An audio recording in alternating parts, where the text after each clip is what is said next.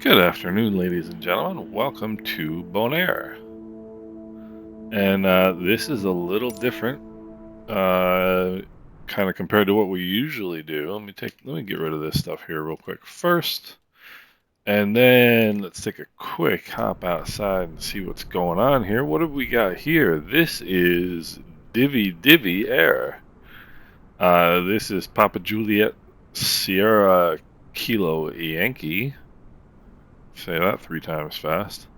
We are here, in Bonaire for the world's second shortest international commercial flight. We're flying over to Curacao today.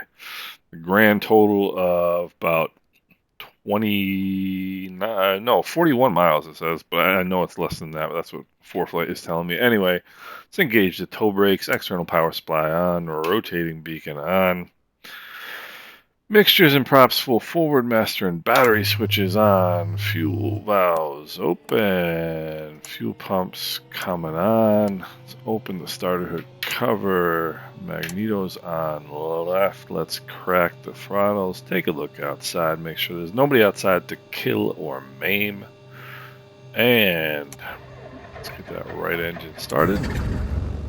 Good start, oil pressure is good.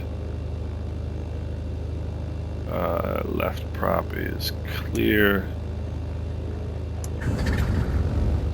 Good start. Let's go mags on both. Oil pressure is good there. Starter hood cover coming off. I can just tell by the sound that I've got the throttles open too much. Let's turn the fuel pumps off. Lean the mixtures for taxi. Avionics master coming on. Real quick check of the trim while I'm thinking about it. Nav and strobe lights coming on. Transponder on standby. Our on-course heading today is 287. So, get that going while we wait for the avionics to power up. So I did the world. So it's interesting how many of like the world's whatever are near or out of Princess Juliana. So CDI is coming over to GPS. Let's set the altimeter. Radio is 122.8. The world's shortest international commercial flight is St. Martin to Princess Juliana, to be more specific, to Anguilla. So this is actually the the shortest flight. The second shortest commercial flight in the world is Princess Juliana to St. Bart's, but we've already done that about 5,000 times. The third shortest flight, international commercial flight, is Bonaire to Curacao. So, let's see here. Alright, this is Flamingo International Airport. Okay, let's release the brakes. Toes around the parking brake. Toes around the brakes. I'm in such a hurry to get this flight going. Let's make sure the brakes are working, and they are. Flamingo traffic. Divi Air 264, taxi near runway 10. Flamingo. I don't know what the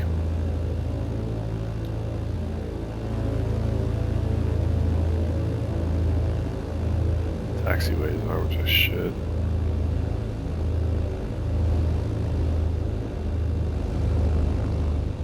Taxiway Charlie.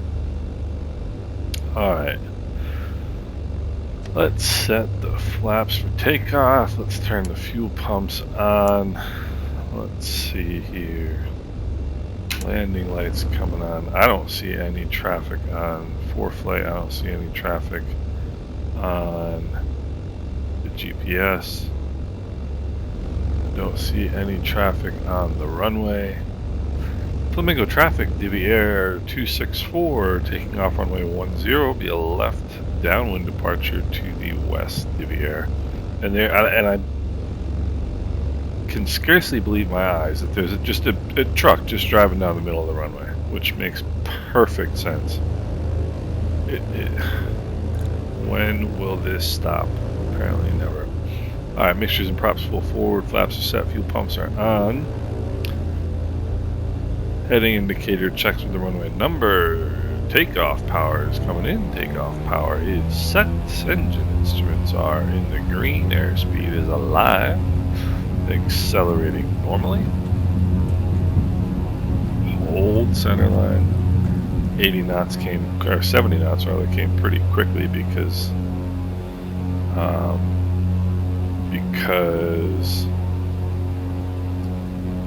really strong headwind.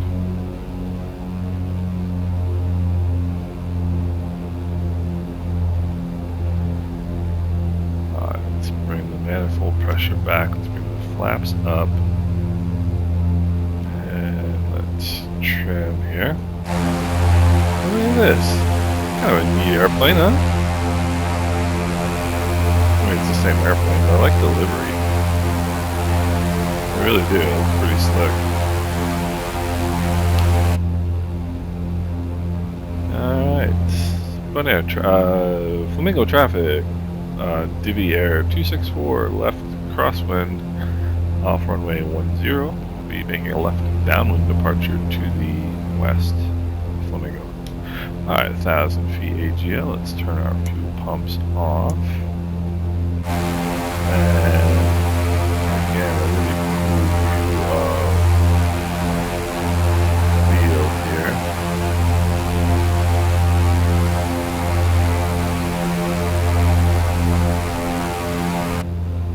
Alright, now our first aviation quiz of the day. Why, when you are in a turn, does your vertical speed decrease? In other words, your climb rate specifically decrease. The reason is, ladies and gentlemen, there are two components of lift. There is the vertical component of lift, which is what makes you climb. And there is also the horizontal component of lift, which is what makes you turn. And boy, we're getting some oopsie daisy. Some mechanical turbulence for sure here. Look at this. Coming over this city below us here. So basically, if you took a string right here and just pointed it straight up, whoopsie daisy, what is that? Let's do this. See?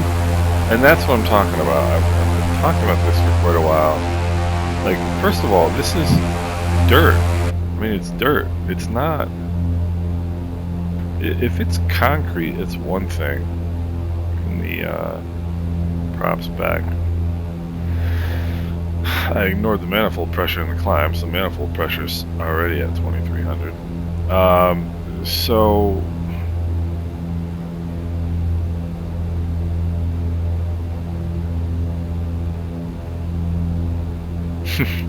All right, we'll make this academic aviation information day. How about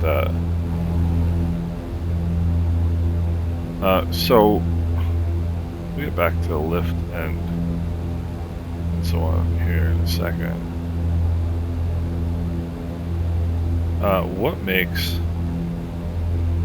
What causes thermals? What causes turbulence like that we just experienced? The answer to that question is unequal heating of the Earth's surface, right? So, because the water and the terrain that we just flew over heats at different levels, they have the air reacts differently to them and rises differently at different speeds from them, right? So if you fly over, for example, like, okay, so concrete you would expect heats up a whole lot faster than, you know, grass, for example, right? And so you would expect rising air going over concrete, which is why when you go over cities that are full of concrete, streets, buildings, etc., it's not surprising that you get, what the heck, that you get thermal. So you get rising air because you've got, you know, a bunch of, you know, super hot concrete that's just spewing air upwards, right? But in Microsoft Flight Simulator, no matter what you go over, any sort of terrain, any sort of, you know, anything on the ground, you just shoot skyward, right? I mean, we were climbing at 2,000 feet a minute. We went from water to dirt. That looks like dirt to me. And the idea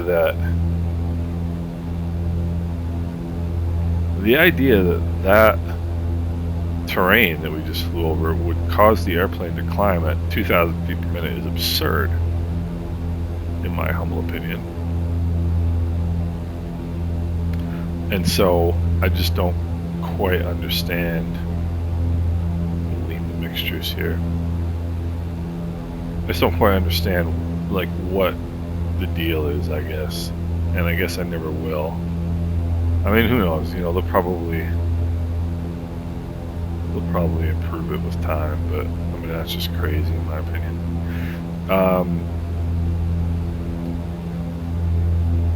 And there, the EGT's just reversed, so let's push these mixtures back in. Watch those needles drop just a little bit. We've got these needles right here. I'm still pumping out an awful lot of fuel for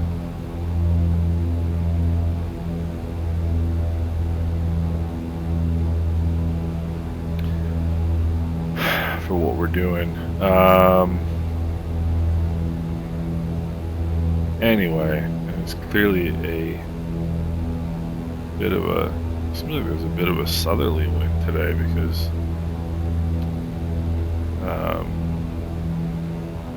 our on-course heading is 287 and we're flying about 277. We're still getting pushed over. So we're about 28 miles now from our destination.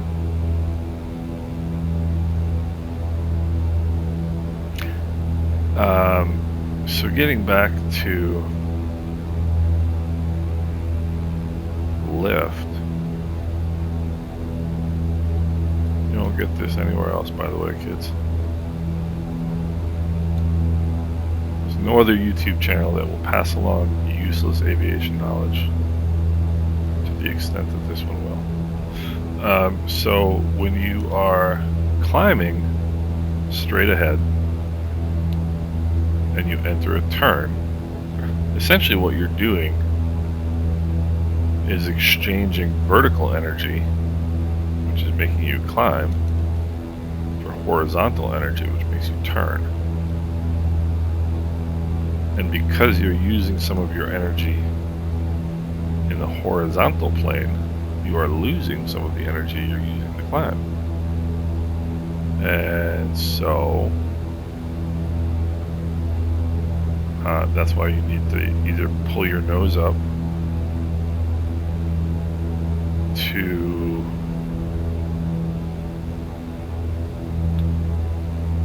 maintain your climb rate, or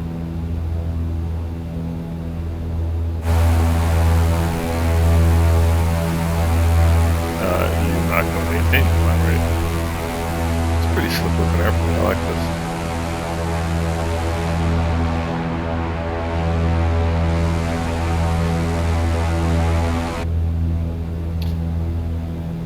So,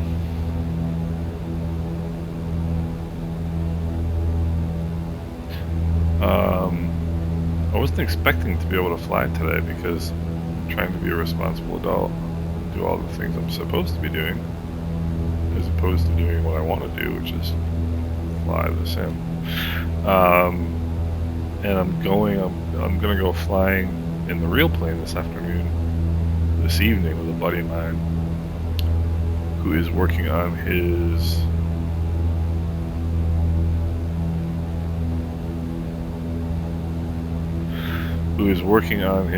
instrument rating, and he needs a safety pilot.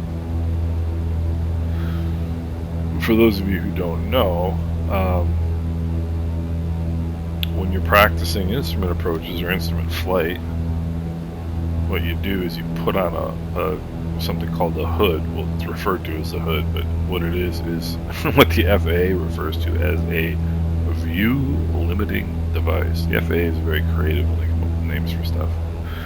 It is a view limiting device, and what it does comes down over your eyes and just blocks out everything above the and what you would call in the car a dashboard. You know, so all you can see is the instruments. You can always see, and in most airplanes, you can still see out in this little space over here. So you can kind of cheat, but the point is to only be flying by reference to these instruments here. Of course, the issue is if you do that, you can't look outside the window for traffic, which is your responsibility as a pilot under visual flight rules. And so we're gonna hope to get off Charlie here. So you have to bring along a second pilot called the safety pilot, and that safety pilot is the one who keeps an eye out for traffic and obstructions.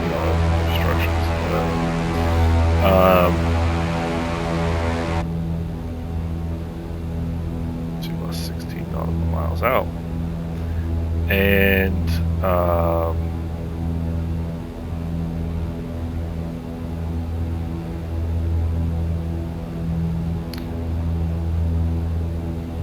in order to be able to act as a safety pilot, you have to be rated. This is the most boring. See, I just kind of start talking about whatever comes to mind.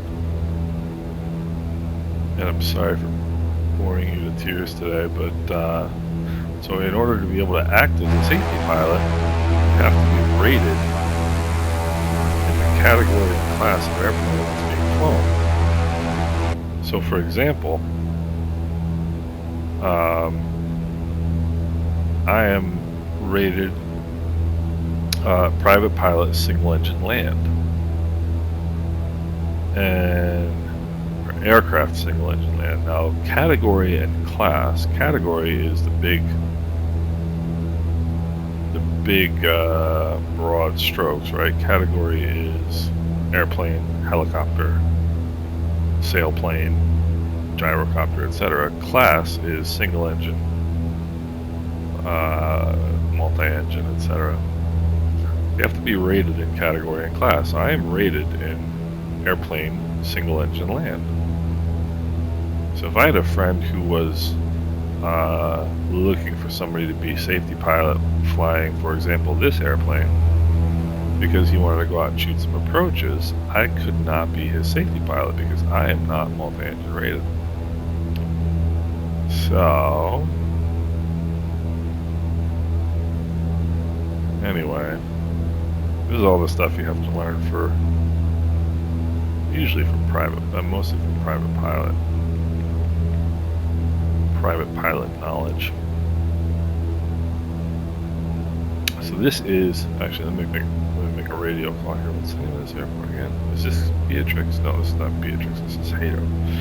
Hato traffic, Divi 264 is 10 miles to the east, inbound, runway 11, Hato. So I'm gonna go do that this afternoon.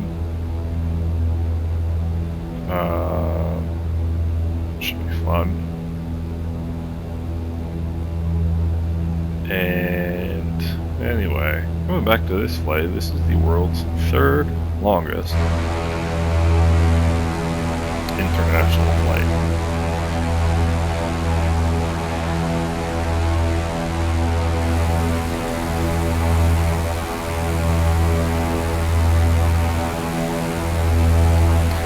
Bonaire to Curacao, and they call these the ABC Islands, but guess what? They're not the ABC Islands, because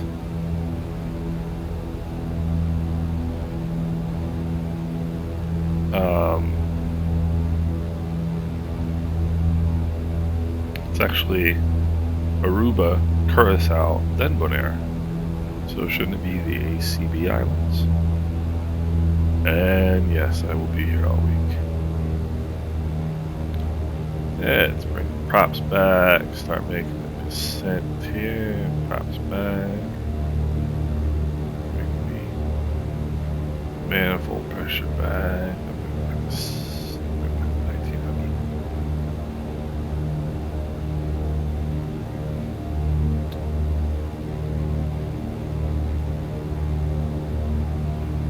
1900. How do you know if you're on a downwind to a runway? You want that, the heading of that runway right there. Oopsie, that way. So this is runway 11. So if I get the 11, which is there, I get that right on this bottom hash mark, I am now on an exact downwind. Well, minus the wind correction, of course. You guys need that. Power back to 15. Alright. Hado traffic. Divi Air 264 is on an extended left downwind runway at 11. Hado. I'm really proud of myself for not calling myself something other than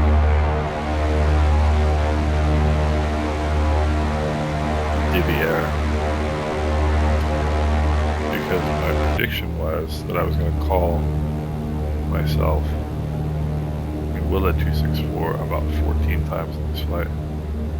And I haven't, so I'm feeling pretty good on myself. Look at that. Oh, you know what? That's from the VFR. See these towers over there? Like maybe over here, they're like maybe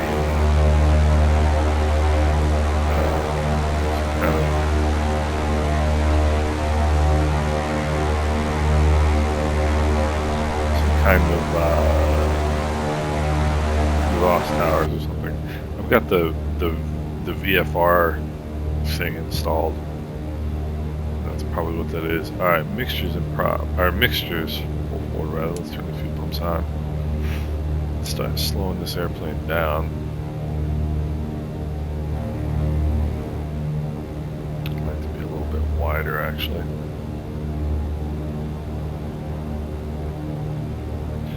115, put in a notch of flaps.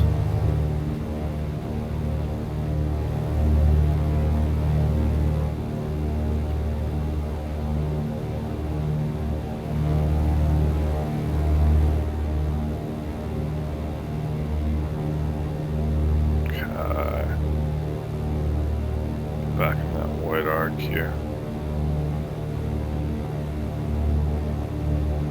We got that second notch. There we go.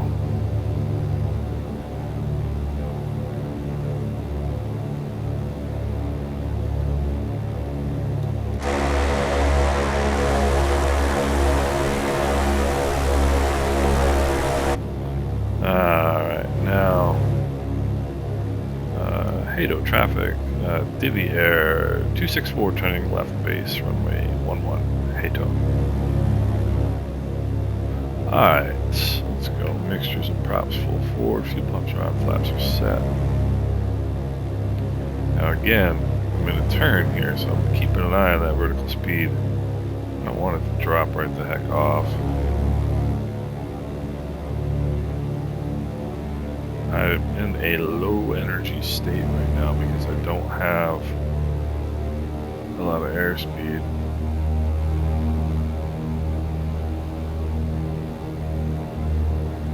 So,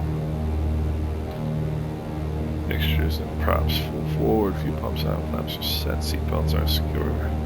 The reason I'm turning in this kind of close is because there's a really long displaced threshold. I can't land until you see where that dark concrete is. I can't land until I reach that. Hado traffic, Divi Air 264 is on a mile final runway 11. Hato. So I gotta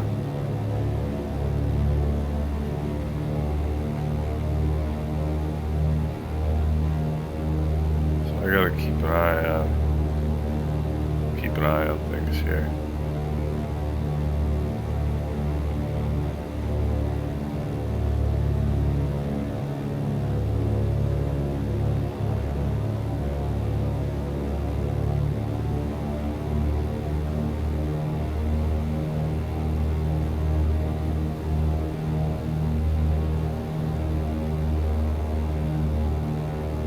See all those arrows right there? That is a displaced threshold. Take off from that, but you cannot land on it.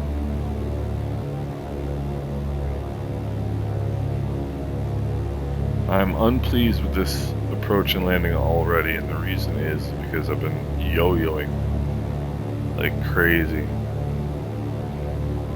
terms of airspeed, vertical speed, power settings, just all over the place. Not a very good consistent landing, but we'll make the captain's bars here, which are those big white bars. That's the 1,000-foot marker. That's what you aim for.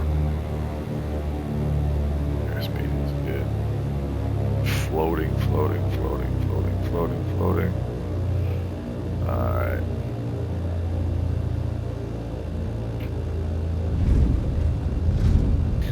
Alright, that was the type of landing that looks good on paper, but I really wasn't too particularly pleased with. So I'm going to lean the mixtures and open the window here.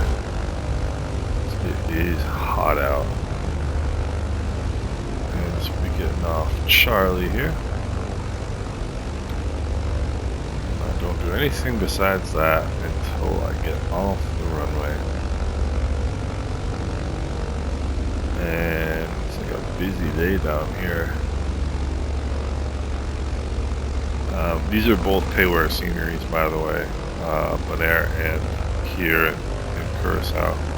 Great airports. I really enjoy both of them. This one in particular, this is a really nice airport. Alright, now we're clear of that. When you're clear of that double yellow line, see it's dotted on that side and solid on this side. Solid means you can't cross it. Dashed means you can cross it without ATC approval. So the trick to remember is you can dash across the dashed line, but you cannot, go past the solid line. Anyway, Hado traffic, Divi Air 264 is clear of the runway, Hado. So you are not clear of the runway until the entirety of your airplane, even the tip of your tail, is across that line. Turn our landing lights off. So if nothing else, what you have gained today is a host of useless information. That's not useless, I guess. If you're trying to get your private pilot's license, it's not useless.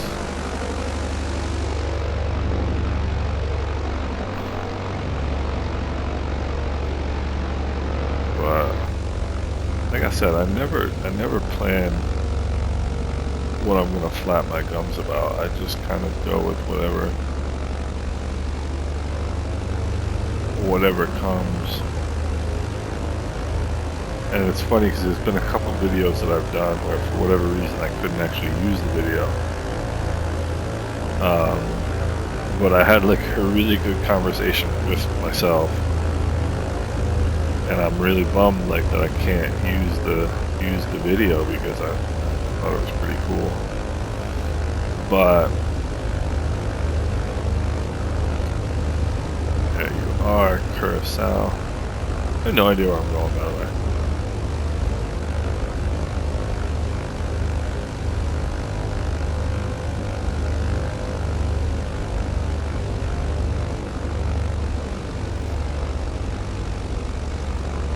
We'll just come on down here.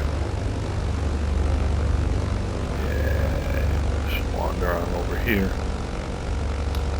And see these double lines right here? That is the demarcation for the movement area. See, over here on this, whoopsie, hold on.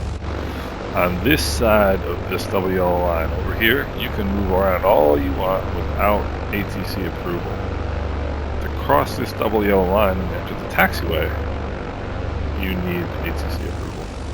And this is actually a, yeah, this is a movement area.